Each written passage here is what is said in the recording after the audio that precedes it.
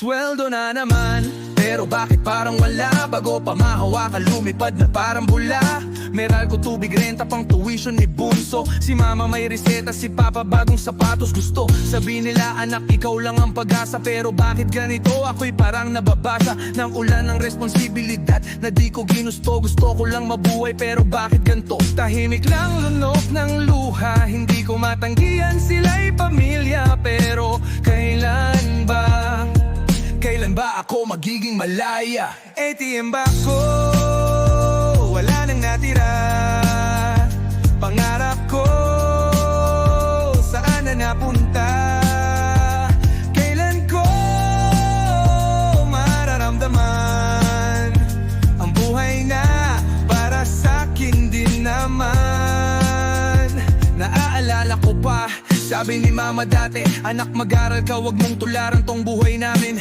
Kaya ginawa ako, nagtiis, nagpuyat. Pero ngayong may pera na, bakit parang lalong hirap?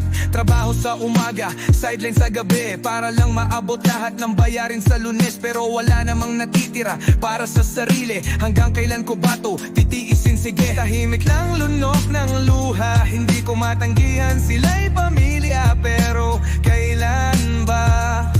Kailan ba ako magiging malaya? ATM ba ko? Wala nang natira. Pangarap ko, saan na napunta?